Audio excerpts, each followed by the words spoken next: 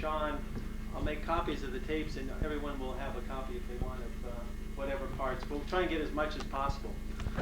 All right, so greetings, my fellow Earthlings. My name is, my real name is Jonathan, I guess, but the name I like to go by during spiritual events is Always. And I haven't always been Always, and I think I'll give you a little bit of a history as far as how I came about getting this name. And someone had mentioned earlier, though, that they think I use a lot of semantics during my dissertations or my sharing of information. But just remember, folks, if it wasn't for semantics, we wouldn't be here. Oh. So the point I'd like to share with everybody is that we're all one body. We're all one soul. I think all of us, that's the message that we've all been gathering here and sharing here. I'm going to come over here because I don't think there's anybody behind me. But we're basically all part of one universal soul. And we all came from one infinite totality, one infinite source. And I think what the we solution is that we're trying to come up with, and I'm going to ask for group participation later on during this this informational sharing. We need to come up with some we solutions that we can provide, some working models that we can implement on a day-to-day basis. Because a lot of this has been a lot of esoteric information and different things, but why not some practical applications? But getting back to a little bit about myself, I think it's important for you to get some background information. I came to this valley, actually the Sunshine Valley, in 1970, and I had a revelation here. I decided that I wanted to figure out who I am, who am I, what am I doing here. I've been going through a lot of changes, and I came to the realization that I was me. I was Mother Earth. I actually burnt my identification, and I burnt my credit card, and I changed my name to Mother Earth. And I actually helped start the me decade. I don't know if you're familiar with the me generation, but in the 60s, it was the you decade. Anybody remember the 60s? Well, if you remember the 60s, you weren't there. But the thing to remember about the 60s is it was Uncle Sam wants you, or ask not what your country can do for you. We're all being used. The you was the us against them. There was always this mysterious force out there that was out to get us. So all the yous, the US's, we all had to group together to protect ourselves against them. But come the 70s, we had this realization that we're all me, we're all Mother Earth. Every one of us is, I'm talking to me right now. If anyone that's not me, maybe you're from another planet perhaps, but the rest of us are all from Mother Earth. And the me is mass and energy. See the M right here? And see the E? This is me. Mass energy, Mother Earth. And Christ was at the me level. He said, whosoever believeth on me shall not perish. He knew that I would never hurt me, I would never steal from me, I love me, everyone is me, I love myself. I love my neighbor as thyself, we're all me. Whosoever believeth on me, only through me shall enter the kingdom of heaven.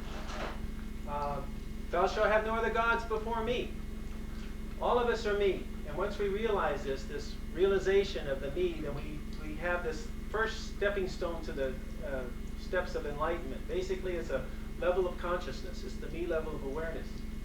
But we have to keep progressing past the me level.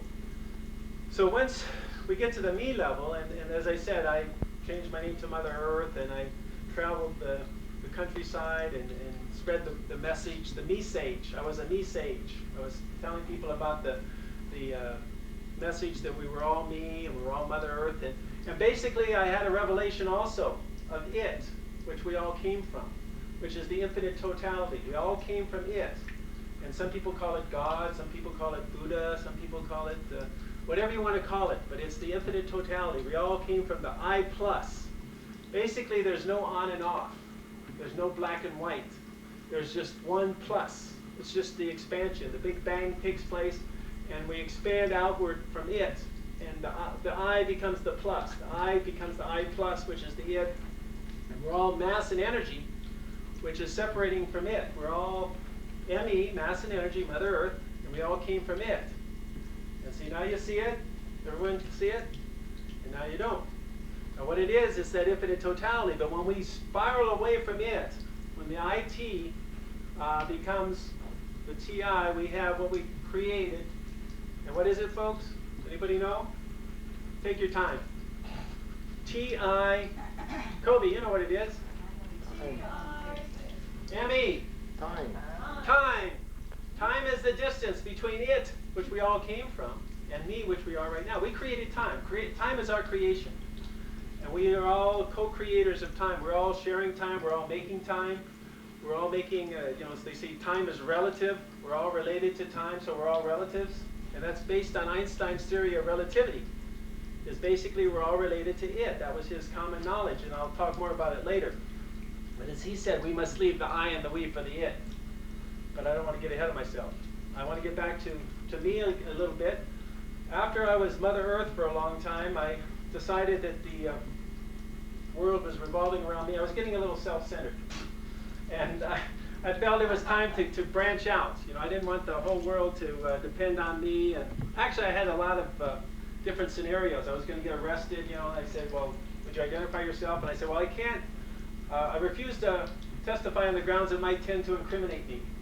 And then I would have people identify me and say, would you identify this person? Yeah, and that's me, But anyhow, we all realized that we're me.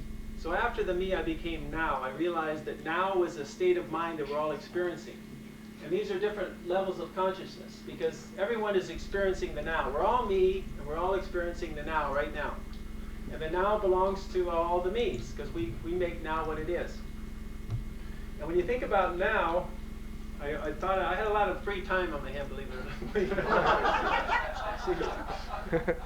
I was, I might as well tell the whole truth. I was living out at Gilpin, and I basically had a pretty free monetary existence. We had our own little gardens, and there was no rent, there was no money. So I had a lot of time to think about these things. I had a lot of times to experience life and to figure out what it was all about. I was trying to figure it out.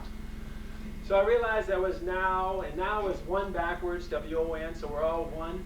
Actually, W-O-N-E is the oneness that we all share and is all wonderful. But after I was now, I stayed now for a short period of time, and then I realized that I should be more than just now. Because now is a beautiful experience, but how about now on? Because actually I did turn on, folks, I have to turn off the recording here.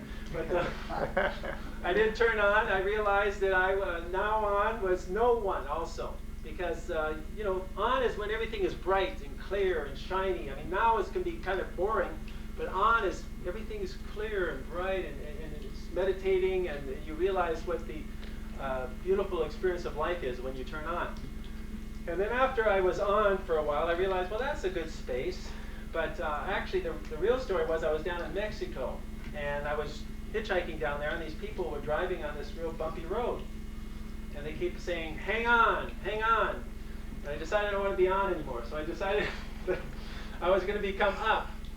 Like when you turn on the radio, right? You want to turn up the volume. So I became up, and I don't know, those of you who lived in Grand Forks might have seen the big up sign out there at Gilpin. They used to call me Johnny Up. But it was up as the ultimate point. We all want to, so I've been up. Then after I was up, actually I was kind of hard up. But anyhow, after I was up, then I decided to be around. So I changed my name, and all of these are different different stages of my spiritual development. I would get little cards printed up and pass them around. So I was around for a while, because once you're up, you got to move around. You just don't want to stay in one place. So I traveled around, and then I went over to Hawaii. And once I was over in Hawaii, I walked into the place. I got off the plane, and I said, wow, I'm in heaven. And so I changed my name to In Heaven. I was in heaven. In heaven, I figured, why not wait till, I don't want to wait till I die to become in heaven. I was in heaven here on the planet. So heaven, I figured out, was having each attain various eternal nows. Everybody's in heaven. Heaven is here on this planet. So we all have to attain, or each of us have to attain our eternal now on this planet, rather than waiting until we pass on into some other existence. Because this is about the nicest places I want to be as far as touch, taste, smell. I wouldn't want to lose anything in order to go to heaven. So after I was in heaven, then I was with it, then it was like it, and it was the is, and it was the at, and then there was the air, and then it was prophet again, and then I was natural we. And so this all led me to the progression of always. I finally got to the point where I was always. So I've been there, and I've done that, and I've been around.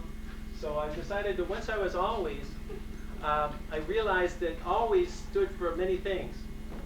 Because once I got to the me level, the ME level, I realized I had to evolve, or I call it we-evolve, into the we level, which is the WE.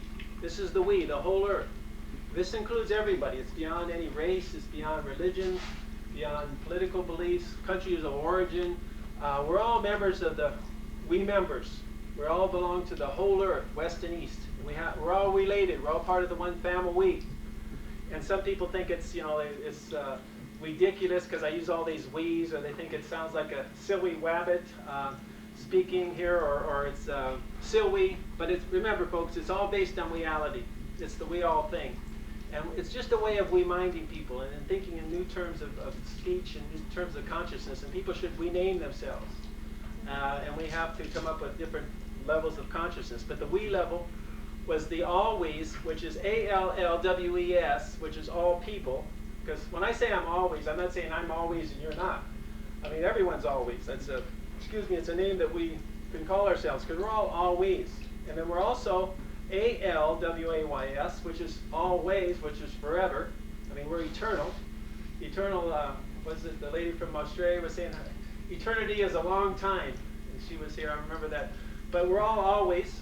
And then we're all ALLWAYS, which is always. Because there's all ways of expressing this unity and oneness that we all have. So always, always, always. And the lately revelation, the revelation I like to say, is that I decided I was always right.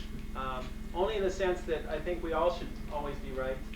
And I'm, if it's better to be right than wrong, the way I looked at it. So anyhow, always is the spiritual name that I'd like to share, and like everyone to call themselves. We could be the, and everybody could be always right. So unless you want to be wrong, and that's your choice. But the point is that once we reach this we all level of consciousness, this we level, and this is the stage that I went through, then for a while there, like I said, I was a hippie for a while. Now I'm a hippie quit. It was just too much work. All those drugs you had to take, that was a lot of work. And free sex, that was a lot of work. And that hitchhiking all over the place, you had to put a lot of energy into that. It's better to own your own car. So anyhow, I was a hippie, so I'm a hippie quit. Then I tried being a guru for a while. I grew my beard and I grew my hair, and I changed my name to Groovy. And I had some groupies, we used to have group therapy and stuff. And actually, we had a theme song called Looking for Fun and Feeling Groovy. But I outgrew it, and I became a grown-up. But actually, none of us should become grown-ups, because what we should all do, the Bible says, do not commit adultery, right? And that's what happens is that people begin to think they're adults. And they lose that childlike sense of purity and bliss and appreciation.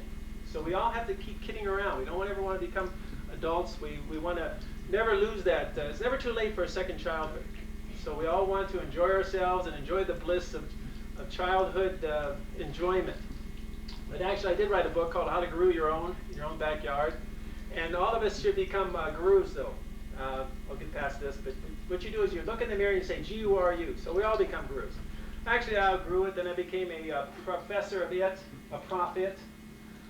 That's what, actually, I was just looking for women that want to make a profit. But that was, I get past that, past that stage. Well, okay, some of this I'm making up, folks. But I'm just trying to add a little humor to this. We don't want to make it too dull. But actually, I was a prophet. But anyhow, the main thing is I have information about it. And what we do is we go through these different stages of development.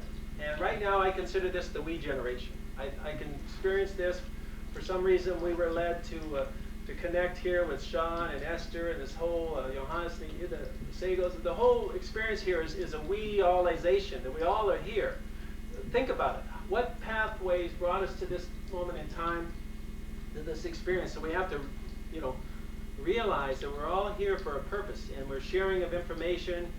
We're trying to, none of us are really telling us anything we don't know. We're just reminding ourselves of our oneness, and that's what the we solution is all about. So I'm not trying to tell you anything you don't know. I just wanted to remind you of your unity, because this is a we one. We're all we. We all know that we're we, and we want to express this, but sometimes it's very difficult because we don't have the opportunity to be with people that we can really open ourselves to and feel comfortable with, because we're not sure. The outside world tells us that you're a you and you're a you, and we don't have the opportunity to become we with each other and to share openly and to feel like we have anything that, that everything is ours, we and ours. But what we want to do is we want to go from the we level, and once we're at the we level, there's a lot of things that we can do, because this is where I call it the we solution. And once we think about this, and I thought about the planet, for example, planet Earth. We have a home here on Mother Earth, H-O-M-E. Home is here on Mother Earth. This is our home. We all share the same home. It doesn't matter what country you're from, it's all the same planet. There's no separation. The planet doesn't have any divisions. Gaia, whatever, is one big organism that we're all experiencing. And what we have to do is we have to realize that, or I'll say realize, that we have the ecology. We have the world ecology. And a lot of the we's here again also, but the main thing is that we have to reduce, reuse, and recycle so we can protect our natural resources. Because the earth, air, water, it all belongs, it's ours. This is our resources. They belong to us. They do not belong to someone that buys water. How can you buy water like the Indians?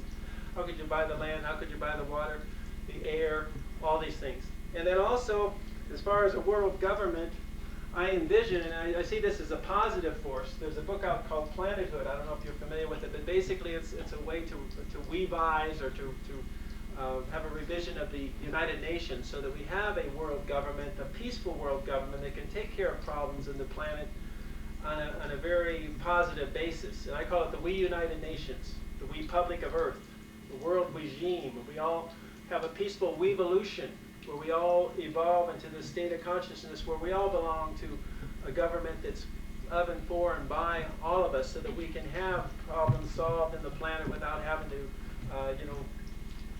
we don't like to hear about people being, I don't like to hear about people being killed in different countries because we can't do anything about it.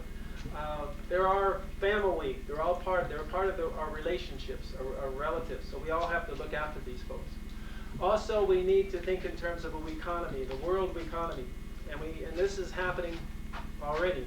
They talk about the New World Order. It's not such a negative thing. I think we have to realize that they aren't out there to get us anymore. We are all, the people that we think are those capitalistic enemies or something, they're our brothers, our sisters. They're all, there's no separation, I mean, all of us have money, so some of us have more money than others. Does that mean that this person, because he has a lot of money, is a very terrible person, and because we don't have much money, we're wonderful people? We're all part of the same family. So we can't start isolating, saying those capitalists, they just haven't become educated, they haven't reached the me level, they haven't reached the we level. And we have to make them we members, and we have to remind them, and this is the whole point. That's the beauty of it.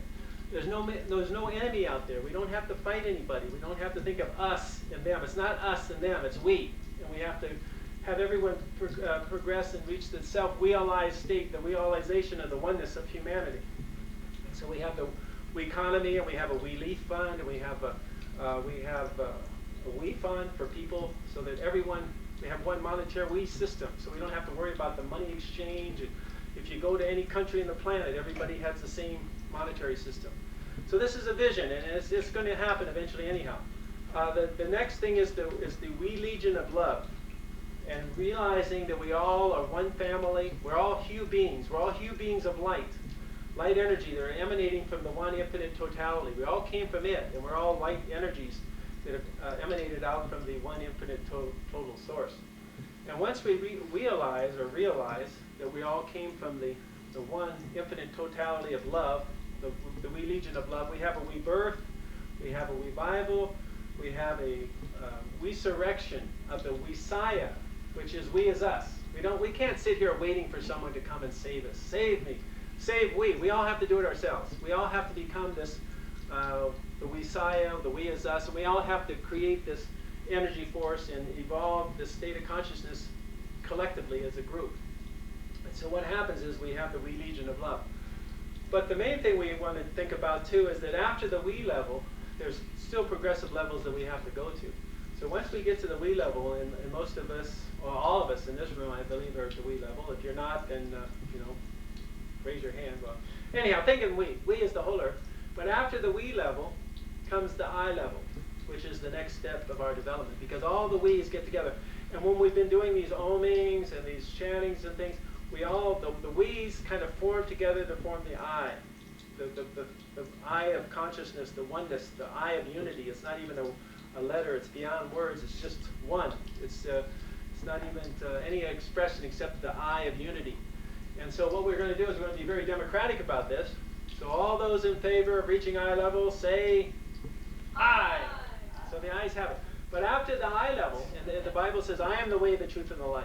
I and my Father are one. I am the great I am. All of us are I.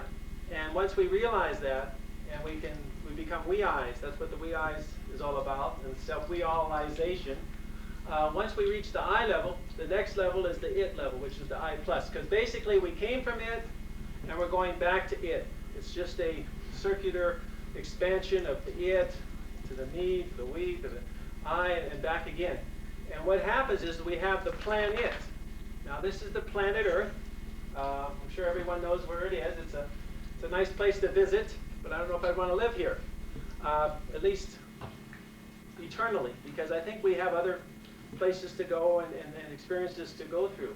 But what we realize, we have the planet, and then we have the unit, which is the uniting. Everyone uniting together at one particular place at one particular time.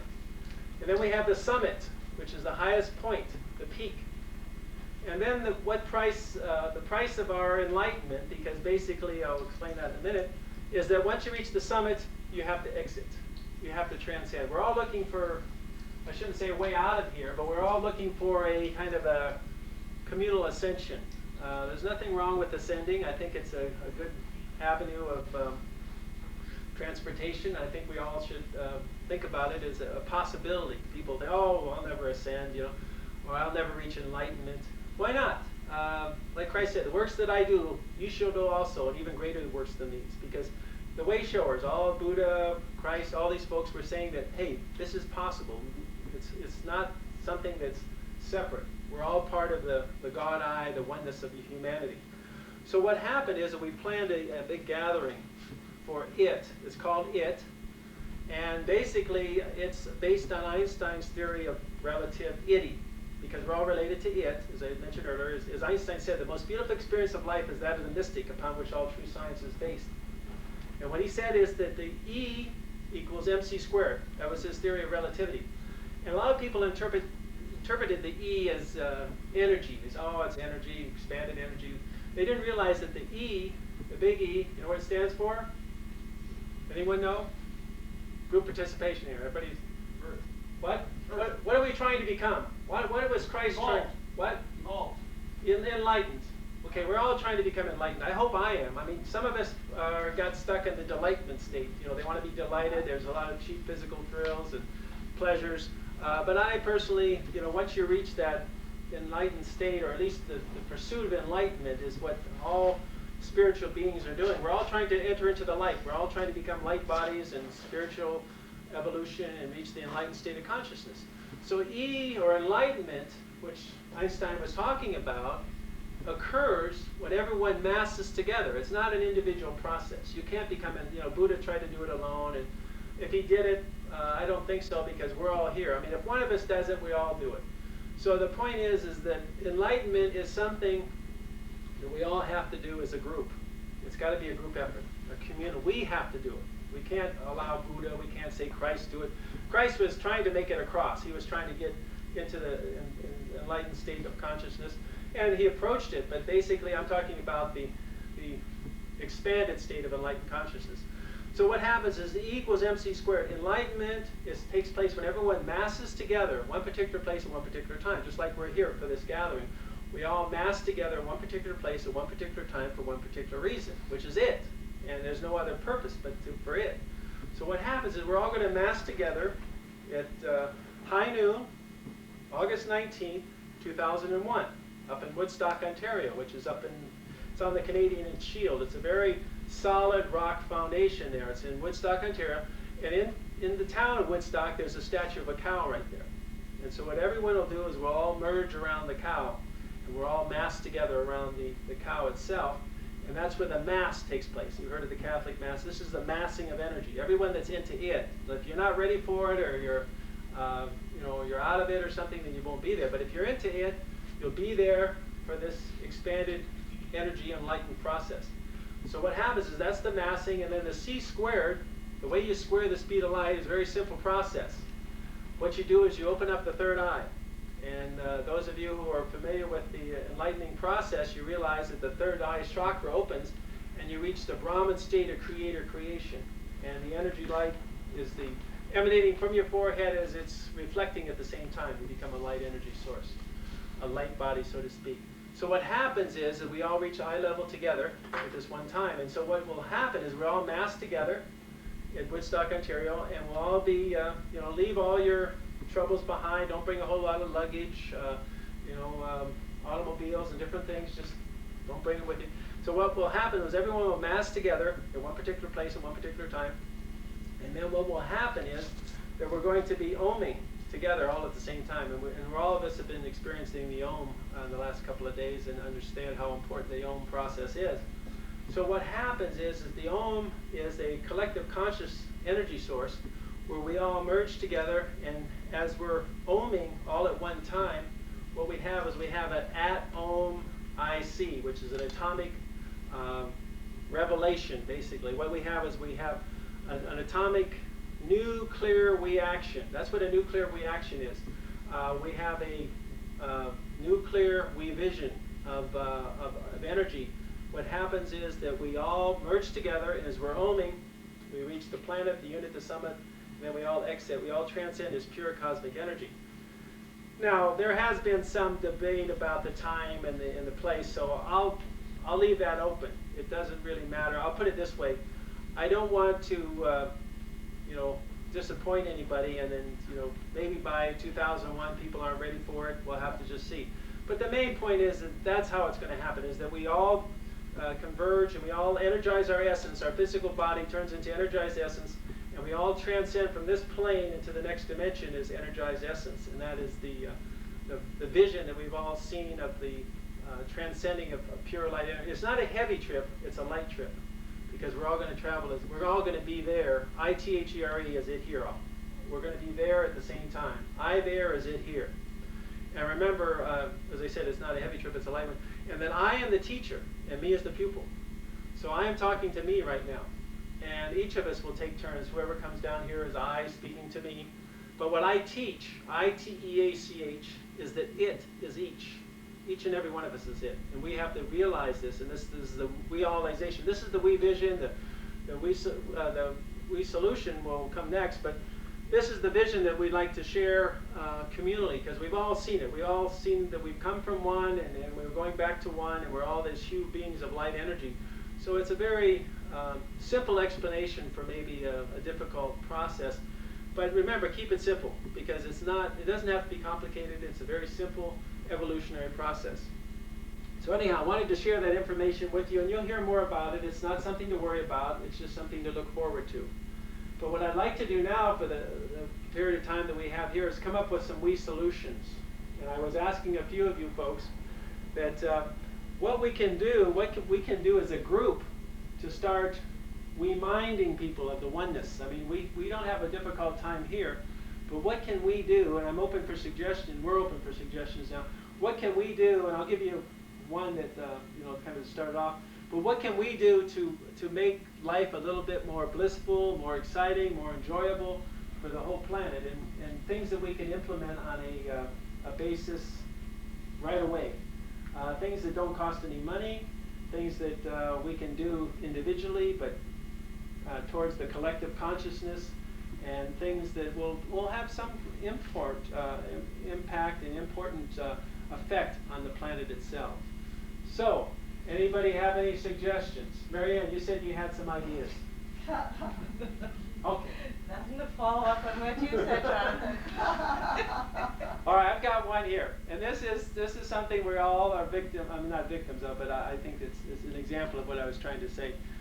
Is that we need to when you give the we sign to people, we can wave to people, and just as a reminder, I think it's we need to say hi more to folks. I think we need to. There's a story where I was in Texas. There's a Texas A&M. They have a college down there, and they're called the Aggies. And these folks, they have a tradition where everyone in the campus says howdy to everybody. And it's quite a friendly place, but it was funny. I was talking to this one guy, and he was just a new student there, and he says, yeah, he walked by this big football player, and the guy said howdy to him, and he didn't say howdy, and the guy turned around and said, hey, I said howdy to you, you know.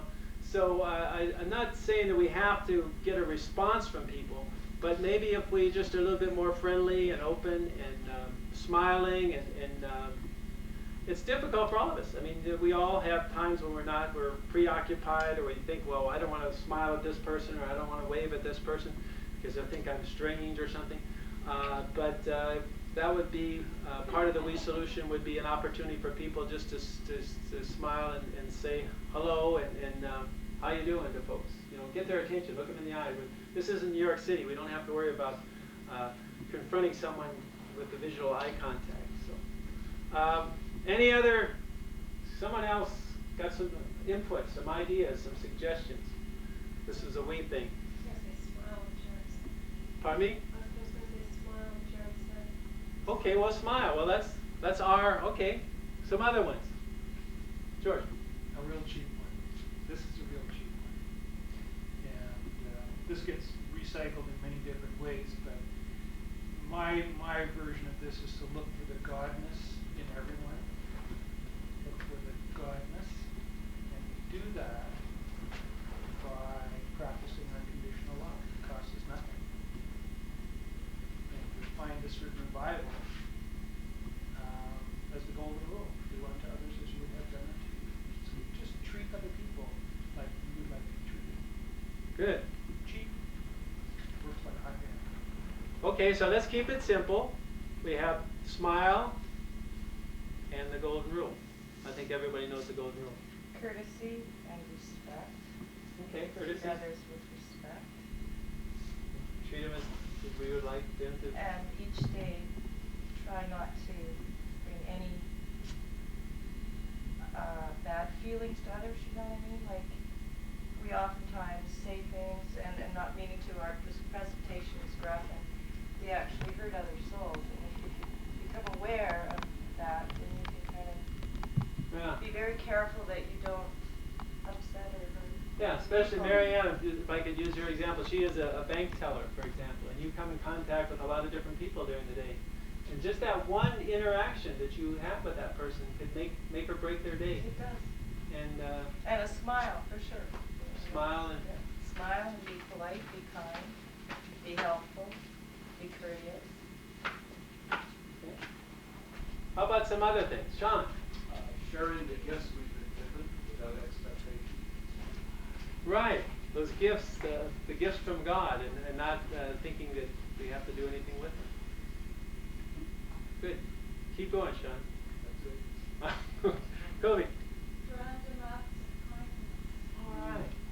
Give us an example. An example would be while you're putting money into your parking meter, put money into the next. Good idea. Get it, take it. Yeah. Yeah. Good idea. Excellent. Just random acts of kindness. Yeah, you see somebody who's going to get a ticket, or the parking meter's expired, throw a quarter in there. Yeah, because it's all, we're doing it for ourselves. That's we are parked there. Or another example, the last night when I was in the grocery store, I bought a little bouquet of flowers for myself. This lady behind me, this older lady behind me, two spaces behind me, was really smiling at me and really giving me a lot of love. So I just said, can you tell her to give these flowers to her? Great. Beautiful. That made her day. All right. We're looking for some more simple we solutions. Shannon. Kiss dogs. Kiss dogs. Kiss lots of dogs. Lots of pets. They're four-legged animals.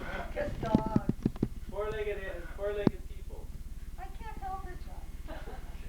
I love dogs. Look at them. All right. How about you folks?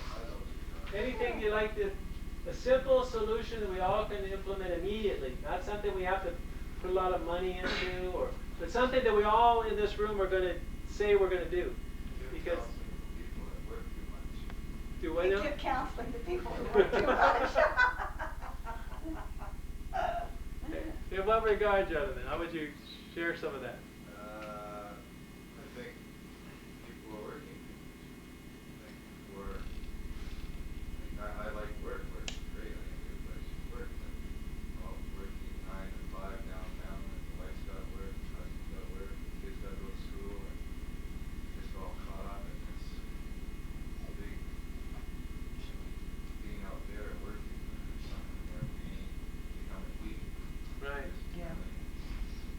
Us. Big wheel. Us and that, yeah. We need to form the we all of life instead of the other we. Let it form us, yeah. Yeah. The rat race. Yeah. Get out of the rat race. Step back. Time is your most valuable element in life. Okay. If people can appreciate time more and spend time wisely. I heard a wise man tell us once that time is the currency of life. You need a little money to get by, but you don't need all the money in the world. Chasing money is a sin. Chasing it for the sake of itself, to keep up with the Joneses, and to buy more and more commercial items just to have, is a sickness. If you can get by loving nature and existing with less, and spending time wisely to help others, to help yourself, to educate yourself, to just enjoy this world and make this world a better place, then we all will profit by it, and our future generations will be that much better off. We agree. That's a beautiful thing. Think about, and like we're all, like I want to share what I'm saying. We're victims of that. Too much working. Think about what you're doing with your time. That hour that you sat there in front of that TV set, zoned out. What could you have been doing with that time instead? It's an investment. Yeah, meditating, or for world peace, or for oneness, or for doing something. Don't. It's like money is. We've got to change the view of the world. The money is so important, and time is irrelevant. I'll trade my time for money, but we should be trading our money for time. And it's one of those things where you're right. We've got to really appreciate time and the value of it. Once time's gone by, you can never get it back. So enjoy the present, obviously, but keep enjoying that present. Money you can always make more of. Yeah. And you only need so much, as I said, so you can really concentrate on that. We've tried to pull back in life long ago, and we've been fairly successful, we feel. And the number of people we meet are caught up, as Jonathan says, in that rat race, where they're all working, and most families have to have 2 incomes these days. And they're caught up in traffic and pressure at work and unappreciative companies and bosses in a lot of cases, and they're just pawns in the game, and they're not happy. And so many people have said to us, well, how do you do that? They think we're wealthy. I said, no, we're not wealthy. We just realize that when you have time, you can get much more for that time if you're careful the way you shop, if you're careful the way you spend. You don't have to rush out and buy something at the corner store and rush home because you only have that much time. You don't have to rush out and have a pizza because you don't want to cook. You just take things in time, and life becomes so much easier, so much more enjoyable. And we go out and we do things in nature. And people say, gee, I wish I could do that. So, no, there's nothing holding you back. You just got to make the decision, like you said, not to wear yourself out at work and then plunk down in front of the television and be stuck, just catching up all the time. And then all of a sudden it's time to go to work again. You got to get away from that if you can, as soon as possible, because life passes you by. With the new disease, I saw a really good documentary on it. It's called Fighting Affluenza. And it goes along those lines, and it's really interesting that it's really quite popular in Holland, where people are cutting back and realizing they can live just as well or better. They're selling their cars, they're buying their clothes in thrift stores and flea markets, and there's a whole movement afoot. I was quite happy to watch that because it really was inspiring. Yeah, pursue time instead of money. And also teaching down in San Diego, they were educating. There was a class that the kids had to take in school about money and cutting up credit cards and making them aware of what it takes to get by and saving their money instead of blowing it and having, debt up to their eyeballs. That's a really good movement. I'd like to actually learn more about that. Well, we're going to create it right here. We're going to contribute to it. I think, what was your name? Sean. Sean. I think Sean brought up a good point that I think all of us should do, and especially here, it's a perfect place for it. I think all of us later today or tomorrow morning or whatever should just go walk out into the woods as far as you can without getting lost. But just get away from everything. Get away from the road. Get away from everything, and just sit down there amongst the trees or down by the river, wherever it might be, and just take a moment to really appreciate nature. Because I think we have such little contact with it. Especially, we had a friend of ours, a beautiful friend that we hoped she would be here, but she was was in Japan. And she says there's no green space in Japan. There's no place where you can go and appreciate nature. Everything is concrete, cement, and you know. Go somewhere where man hasn't touched. Somewhere where there's just trees, there's just nothing but grass and trees around, and then just spend a little bit of time there, meditating or appreciating, talking to the fairies or whatever you want. But just to appreciate that beauty. And especially here, I mean, there's no excuse for it, because in this area, all you have to do is walk 50 yards out off to the bush and you're in nature, or less than that. But I'm just talking about no roads, not even the sound of a road. Some more ideas. Come on, you guys. Okay, Kobe. Probably not the best thing, but I came up with forming armies all over the world and doing a major takeover of the television stations and putting something out. Like the truth about bankers, about this, about that, about who we are as spiritual human beings, because everybody wants to see it. And then blow up the station. Well, I think you've got a good point though, that we need to maybe write letters to the editor or try to get on TV stations and get the message out that we are one. Start, you know, people might think you're a little strange at work or whatever, but start talking about the oneness of humanity and love of all beings and of all planets, and kind of be warriors of, you know, zap them with love, as John said the other day. And I think we need to be a little bit more, as a member of the Peace Army or the brigade, the Peace Brigade, where we have to kind of stick our necks out a little bit. I remember one day I was pumping gas in the car, just standing there with the hose, and I saw an accident right in front of me. Chinese guy ran into an East Indian guy. I thought, oh, that's great. They don't like each other. It's going to be a fight for sure. They jumped out of the car with their fist doubled up, and this thought just came over me. No, send them love. So I did. I visualized them being wrapped in love. And we stopped in front of each other's face, went back to the car, got the pencils and paper, come out, put it all down. Spray love at them. Yeah. Spray them with love. Zap them with love. Good. Yeah, in any situation too. Maybe even avoid violence. You know, quit watching violent movies. Quit contributing to that violent. Quit watching television. Except for the nature station. Huh? Or what's that called? Discovery. Discovery, yeah. That's pretty good. There's some good stuff. It's not good? Gotta edit it carefully. No TV. 57 channels. How Well, about videos? cut back. Let's put it this way. Cut Oh, back. right. Cut back on it. What show once in a while? Pardon me? What show once in a while did you say? Just videos. Oh, just videos. Yeah. Well, Underground but- videos. What about you folks? Come on, everybody. Well, I'm going to make you go around the room. Okay, start. Fred, isn't it? Yeah. You're on. Tell us what you're going to do.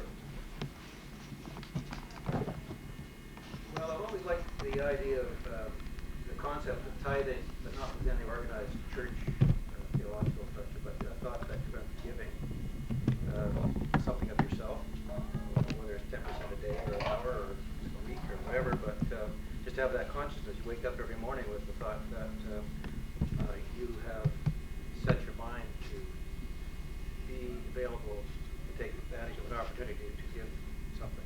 Okay, 10% of your time during the day will be for the We Solution. Any percent. Yeah, okay, that's solution. Right. All right. At least 10% of your time you'll be thinking of the oneness of us all and how we can, whatever it takes, and it will probably unfold itself. Tithing, great. How about, tell us your name again. I'm Elsa. Elsa, go ahead, Elsa. Judgment. Drop judgment. Beautiful. Judge not. Judge not. Great. And Bernard. Just bring more discipline back into our society. Okay, discipline? In a positive discipline, right? Positive.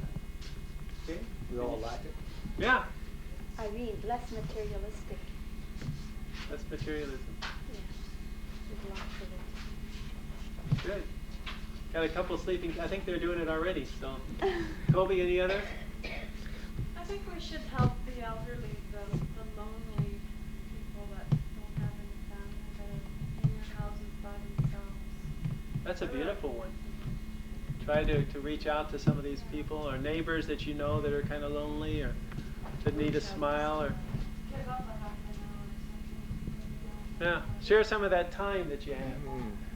That money, that time is the money, so why not share it with people that could appreciate it? Yeah. Oh, Live in the now moment and stop making video movies and so that so that we can appreciate what we live now instead of having to go back tomorrow or next week and say, what did we see there? well, hopefully these videos won't be for us, but you're right. I had this revelation with this one person I was with. Do we want to be now or do we want to be then?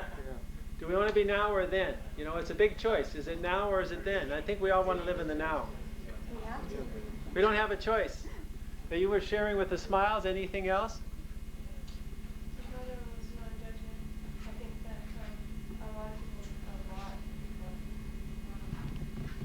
whether they realize it or not necessarily, they're just people in general, when they look at somebody, they automatically do an up and down, and they judge them. They're just like the way they look, or what they're saying, or the way they talk. And a lot of people dress in order to emulate what they want to think of them. And I think that non-judgment comes from not judging yourself, and then not judging other people based upon that. When you see somebody, to immediately not judge them, just let it go, and be really accepting of them as a person, not anything else. Beautiful. Yeah. Where they're from or what the. Okay, George, more? I was thinking you were talking about television. Larry Gilbert, this has sort of been on my mind for the last couple of days. Larry Gilbert, who was the creator of the series MASH on television. Everybody know about MASH 477? He said that television is a weapon of mass distraction. It takes you away from the important things in your life and gives you something that has no value whatsoever, and all it does is fill your time. Take our time away. Yeah. And you know, it sort of follows. You actually sort of clued me into, or it gave me the clue again to talk about that, because time is very, very important. If you think about this, the past has already happened. You can't change that. The future, it'll look after itself. And the woman this morning was talking about living in the moment, being in the moment. And the universe will provide. So, be in the moment. Beautiful. Another one. Yeah, I was just thinking about what he was saying, being in the moment and accepting what comes. Marla Morgan wrote that fabulous book about the mutant message down under. Those Aboriginal people that can just every morning of their lives walk out into the desert and say, here I am. I'm going out there today, so get some food ready for me, and here I come. I don't even have water with me.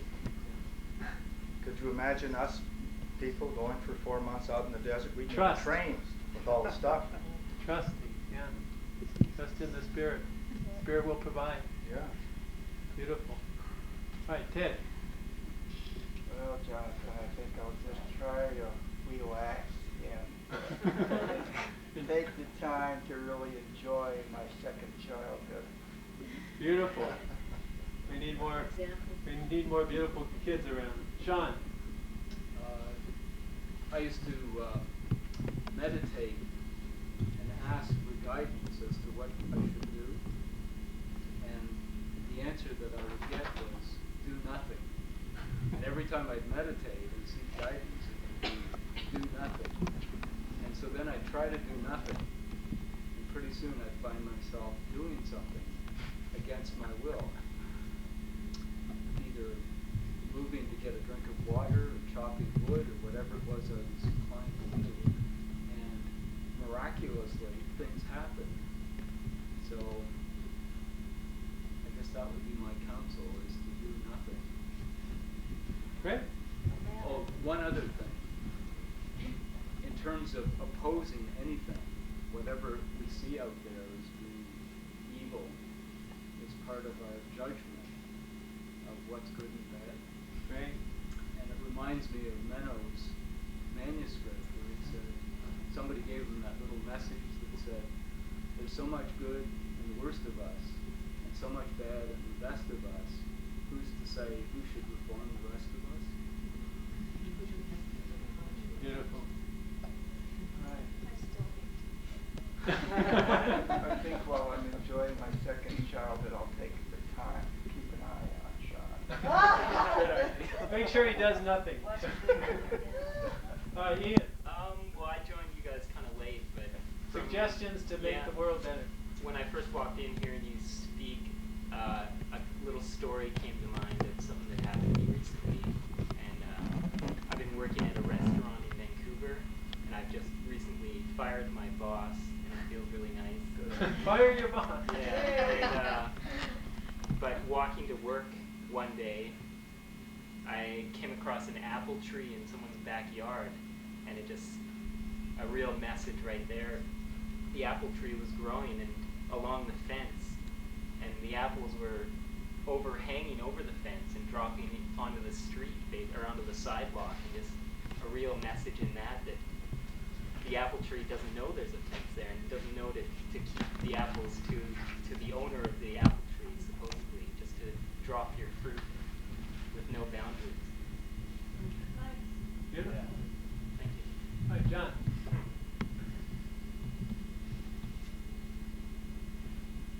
Spray love. Spray love. I would say be yourself, but I don't know, I can't do that otherwise people just wouldn't understand and I'd be locked up. And you're with a bunch of other lockies. So I think I would have to say I don't know, bring it down to earth so people can understand. All right. Merge the two. Alan. Spray love. Spray love. All right. I don't know if he's thinking, we don't want to just, he's doing the right thing. Diane? Yeah? I think we should contribute more to our community by volunteering and just giving of ourselves and of that precious time that we have, and share it with others who are less fortunate, and teach them, giving our love to them, and so they may be able to turn it around and to make a better life for themselves as well, so they can turn it around to others. Yeah. Let it continue. Use the blessing of evolving. time to share that blessing of time. Beautiful. Everybody's saying everything that I'm thinking. We'll go in the back there. Stolen thoughts. We'll come with the front. I'm just gonna smile more. When people or strangers smile at me, I just get really happy. I try to smile more. Smile. Greg? I think we gotta teach the children to respect the earth. I think everything's so busy and we don't teach the kids to enjoy what they see. Like, I mean, a toy isn't gonna make you happy, like the outdoors. Beautiful. Appreciation for nature. I just have to say I've heard some really, really brilliant solutions, and just to sort of tie everything together, really like when you're sitting like alone and just giving more of yourself and random acts of kindness is a really good idea. And I don't really have one to share, but it just made you live every day. All right. We just woke you up, but or maybe not. Anything you'd like to share with the part of the We Solution? What can we do? Well, I think that human beings have some extreme potential, and right now I think the race is starting to get glimpses into what its potential is. But I think at an individual level, we could all, just like this morning, this temple of manifestation. I think there's information now that's starting to starting to open ourselves up to information here that is coming through, and it's giving us little glimpses as to what we could be doing. And I think at an individual level, once we start visualizing, energizing, tying all of this together, clear vision, we're just going to scoop the whole mess up. And so we're going to take this whole thing to the next level. Right. We do it at an individual level, and so if that's one thing that we could all be, I think, doing, that's what I would like to do. Beautiful. All right. Becky, how about you? What are you going to do? I was just going to say be nice to people. Something I found is that I do sometimes inadvertently is when I think something nice about someone, I tell them. Even strangers. I had a real odd reaction in a real bad part of town. I was in getting something to eat for my mother who was in the hospital, and there's all these gang members and awful people. There's this fabulous looking girl there that had no idea she was fabulous looking. And I told her, and she could not believe it. She came over to me 2 or 3 times while I was waiting for my food to talk to me, and in a real hostile situation. So I think that you can really kind of, that's something that Peace Pilgrim said too. You just offset people with what your true thought is, and surprise them with something you like about them, even if you're afraid of them, because there's always something you like. That's a beautiful one. If I can expand it, and just find something good about somebody and compliment them. You know, Look for the gardener. look for the goodness. Yeah, nice shoes, George. Nice shoes. No, be sincere about it. But It's got to be spontaneous. It can't be contrived at all. No, not contrived, but at least you're looking for that positive. Don't be afraid to say what you think. Beautiful. Marianne? Well, I like what he said.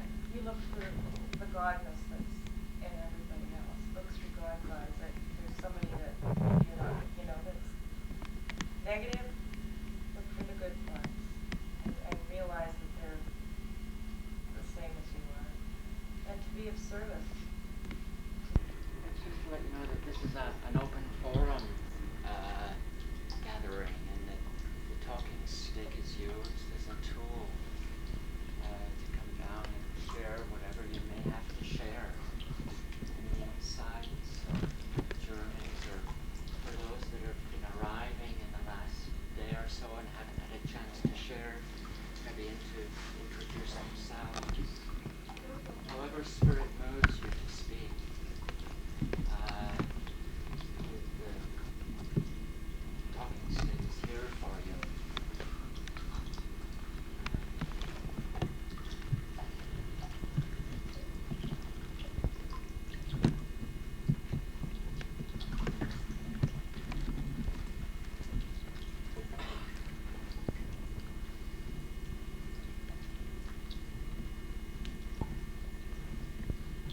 Do lots of clearance.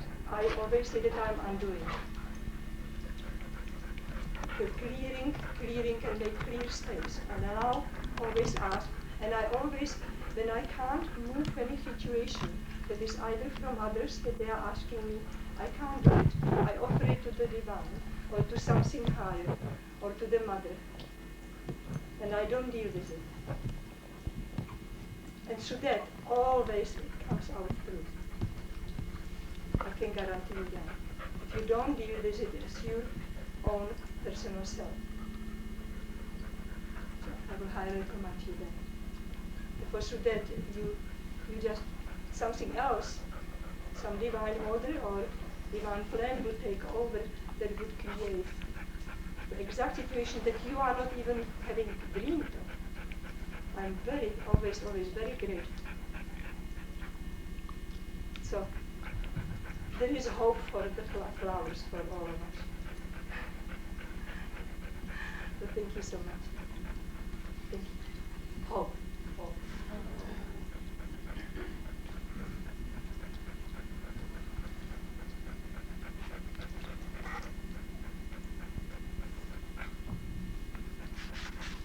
It was an awesome question. raised something up for me too, because in what I do, I own a store, and I meet a lot of people throughout the day. And some of them are, as you put it, full of life and light, and others are not so full of life and light. And one of the things that has taken me a long time to acknowledge and a long time to work with is that each person I meet, each person in this room that we meet, we're interconnected. Stopped, and they're given to the just, to the unjust, to the every. They're just given.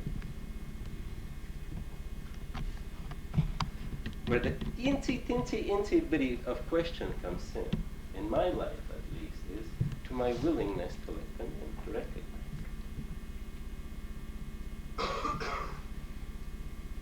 Because many of these here, as I look, gift to safety. Oh my God, I think I have to make myself, have to buy some locks and do some door, going through the whole safety bit, rather than saying, hey, I am paranoid as hell, God.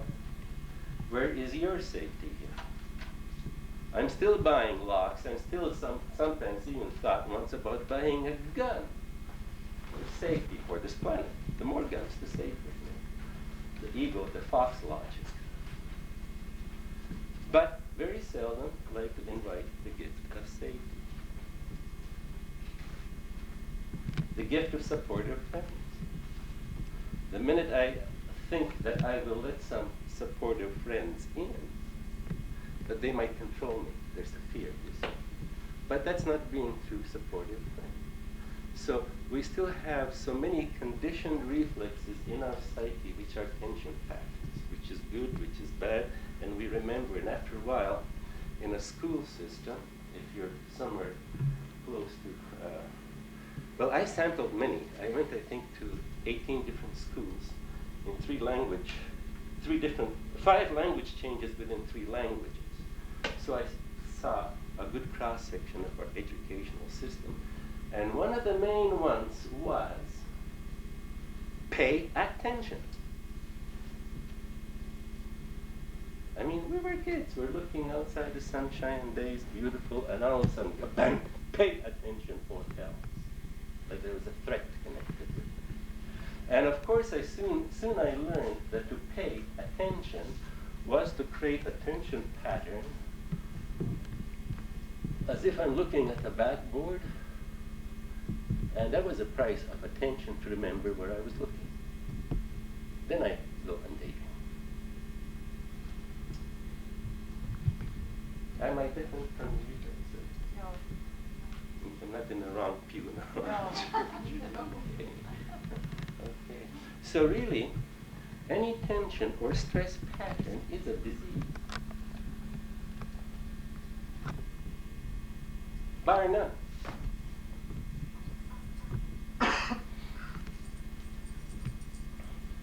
Someone says, you have to have tension patterns, you have to make plans.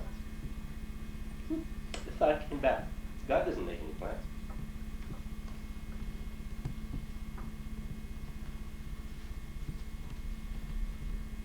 Nobody's going to jump in and argue with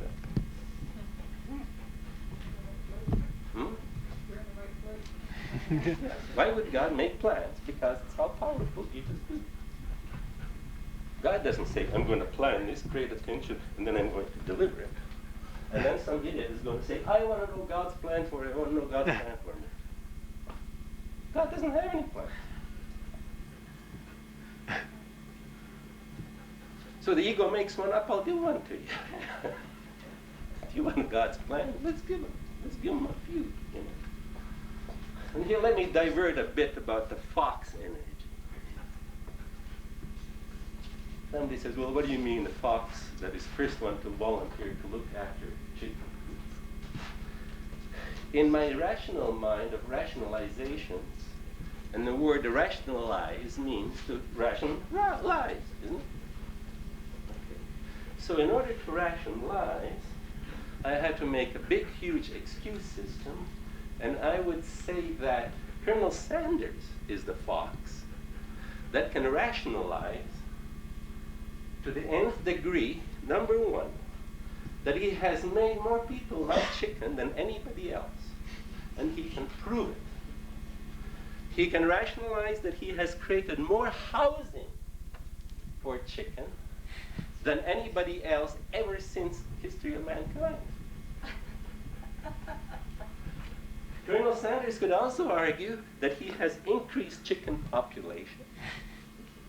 And Colonel Sanders also says that he looks after the old age of chicken while he's increasing the population. No old age problem. And we can go on and on and on. You see that ego likes to rationalize things and go into proofs. Yet, earlier I said among these simple cards, hardly any of them can be proven. Even friendship I had. Gift of supportive friends. Friendship can actually be proven? Can joy be proven? Can love be proven? Can trust be proven? All these things. Yet they're the most deepest touching thing. We talk about souls here and souls there. If there is a soul, this is the deepest touching thing there is that's on these gifts. We all know it's real. Gee whiz, try to prove it in a court of law. Doesn't work. Within any adversary system, be it court of law, be it medicine, be it whatever, where something fights somebody, and we have already assumed that those foxes who have volunteered to look after our peace, called justice of peace, or I don't care, I'm not trying to put anyone down within this. But what I'm saying is that we have created categories and projected this stuff all over, where in a sense, God is simple. Ego is complex. God is unity in one. Ego is separation, diversity, the whole bit. Now my fox, when I realize the separation is, oh my God, I have to bring all of them together. I'm the first one to volunteer. And the minute I'm volunteering, I recognize I'm already part. The fox has got me. Because I cannot create any more unity than I can create love.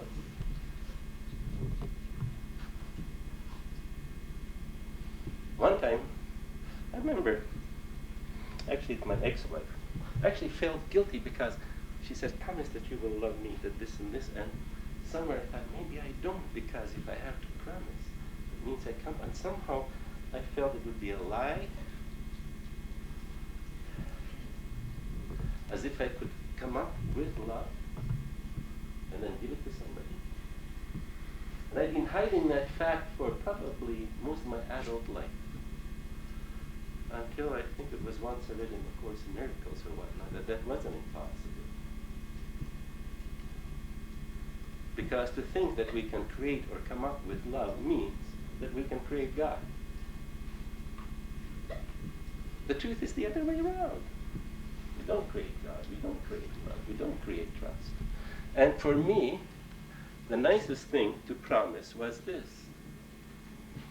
Was I could say, of course, I'm willing to see love's presence with you at all as long as I can. Total willingness. But the promise to come up with this, I realize it is not within my scope. What a relief. Same thing about joy, about trust, about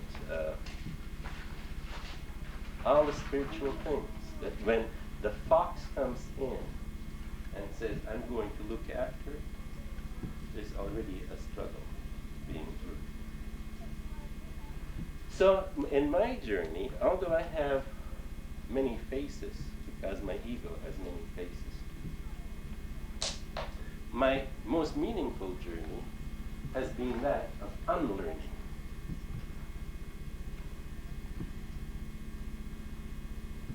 What a beautiful place here for me to be this weekend, to further go in unlearning, because there's so much love in every rock, there's so much, something is in here, okay, that I can just, for once, I can sort of let go of all my conditionings and just start seeing, oh wow, there's something so much better coming past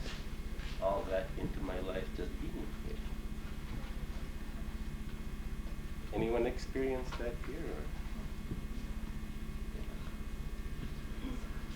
So with that, let's go back again to simplicity. All these cards, although there's about 110 gifts,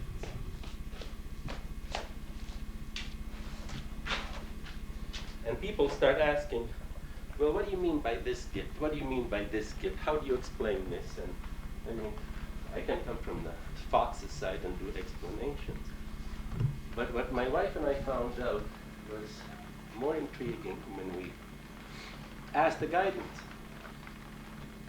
And each time someone would ask, they dictated through my wife, and I was just the secretary writing these things down. And I just cut open, like each one of them that you have, there's already a book that's explaining that. And I'll read about gift of simplicity.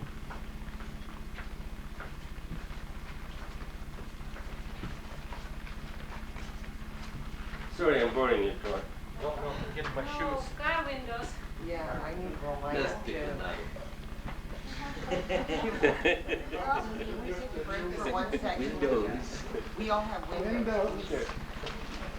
Yeah. We don't have to worry about ours, do we? I do.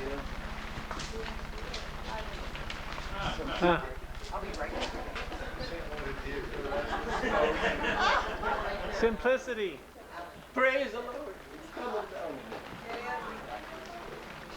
I've got to go check on the... Can I keep an eye out? We'll level it up. Well, it's pretty level. I got to check on the massage Okay, too. 5 minutes recess, close the windows. All right, 5 minutes recess. And consequences. But we soon find that any of our solutions, however complicated and involved they may be, go nowhere. We find now that we are given a very simple solution. We are given the solution of a higher power. We are given a solution of a simple program. We are given the gift of simplicity. And somehow this whole place here reflects that. Simplicity is not tunnel vision, nor is it a lack of intelligence or knowing. The truly simple life has all knowing and understanding. It allows in everything, all ideas, awareness, and perception. The gift of simplicity then is a gift that guides us to a simple solution amidst all answers and all direction. To simplify is not to exclude. It is to allow in everything so that the best answer may be given. Discussing with Sean the process, it was amazing how you were describing this. With our higher power in charge of our lives, obtaining the best answers and the most appropriate solutions becomes simple. The direction becomes clear. What is for everyone's highest good becomes evident. The gift of simplicity is a gift of our higher power. Forth with our higher power, all answers are simply to let in more peace and more joy into our lives. The gift of simplicity is a simple solution. The solution of our higher power.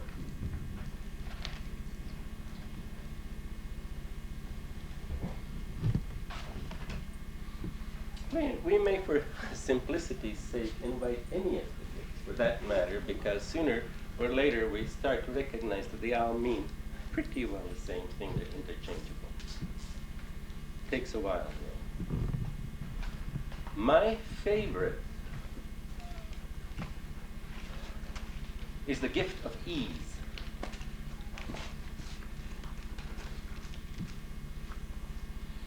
And I will use the term God in probably the broadest sense, because I think semantically we have sort of abused the term.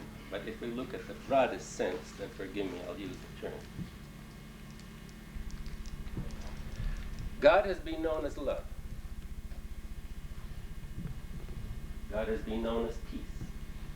God has been known as power. There are many adjectives and many words, as trust, as faith, as so many things.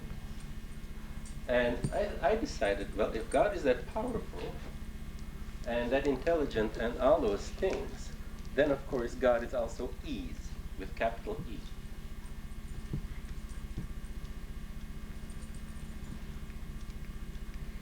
God is not that God gives us ease, God is the ease. And that did, I was meditating on that for perhaps a whole year, on and off, on and off. And that was somewhere in, I think, 82. What was the year of Olympics in LA? 84. 84. Okay. I remember, did anyone watch the male marathon? Okay. They started to run, okay, male bang, and they started to run off. And of course, the announcers were quite lean because they were from the United States that we were watching. And as the runners took off, they all sort of started laughing because they said, well, this guy is leaping too far ahead too quickly, because unless he paces himself, he will lose.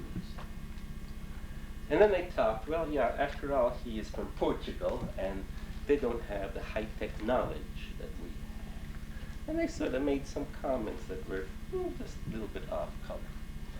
And now, as you know, as the runners run through the stations where, you know, they give water, this guy didn't take any water, if you remember. And now they said, well, we can almost count, you know, minutes before he will drop, because scientifically dehydration takes place, da-da-da-da-da-da-da. But as it went about hour and a quarter into the marathon, now this guy was still in front of them. But I mentioned to my wife, I said, there's something much different about this character, because he is running with ease. It almost felt that if there had been a mother and a baby fallen down, he would probably go pick it up and say, you know, he would just keep on running. There was none of this stress and strain. Now, if you remember the end of that, by this time, the announcers start changing their story a little bit. And in the end, they show the runners come into that stadium. This guy was way ahead. He was running in. Instead of collapsing across the finish line, he went across, he looked around, and in the stadium he saw somebody with Portuguese flag, if you remember.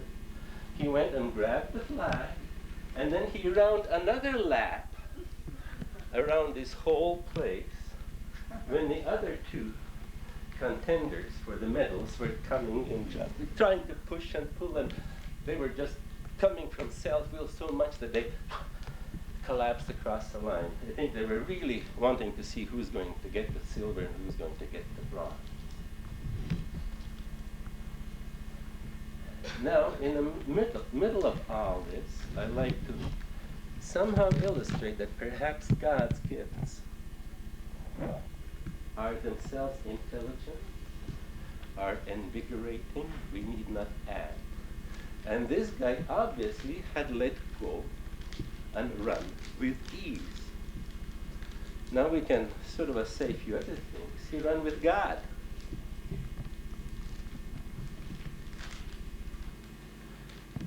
Now in healing field, the opposite comes, you know, like the contrasts. I mean, we have this place built by someone who wanted to get out of the adversary profession. Let's kill the disease, let's fight it, let's fight something stronger, bullets stronger, this, which is already in the psyche creates the adversary condition, and then it perpetuates because the fox is there. Now, Jonathan keeps on talking about semantics. You know, he keeps on, he loves us. I just overheard him, you know, we this. But the very word dis-ease, or I like to spell it dis-ease, tells it all. Now, these guys about this big and the smaller ones outside